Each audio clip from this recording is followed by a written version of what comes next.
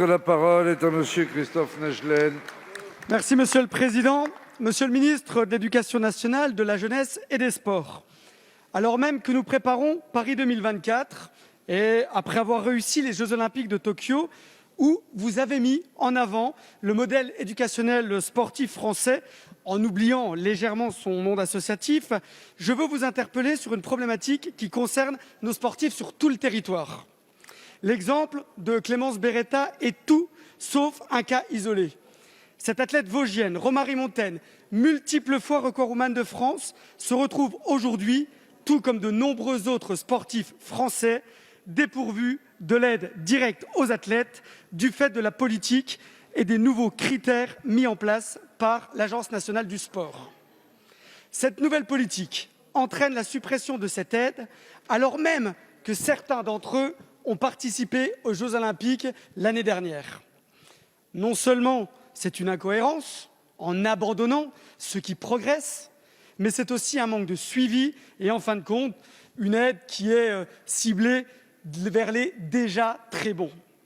Nous avons besoin d'aider le sport amateur en accompagnant aussi ceux qui émergent. Monsieur le ministre, ma question est simple. Si, comme vous l'avez annoncé après les Jeux olympiques de Tokyo, vous êtes attaché au sport amateur et au modèle sportif français, allez-vous revenir sur les critères de l'Agence nationale du sport afin d'aider nos futurs champions à représenter leur pays, ou allez-vous les abandonner en les laissant se débrouiller seuls? La parole est à Monsieur Jean-Michel Blanquer, ministre de l'Éducation nationale, de la jeunesse et des sports. Merci Monsieur le Président, Mesdames et Messieurs les députés. Monsieur le député Naegelen, votre question a le mérite de mettre l'accent sur la question des sportifs de haut niveau. Et en effet, il est extrêmement important que la France ait une politique très forte en la matière, a fortiori dans le cadre de la préparation des Jeux olympiques de 2024. Je pense que personne ne peut contester cela et évidemment, c'est notre intention. Le système, je pense que vous le connaissez bien, c'est celui des conventions d'aménagement d'emploi dans le secteur public, celui des conventions d'insertion professionnelle dans le secteur privé.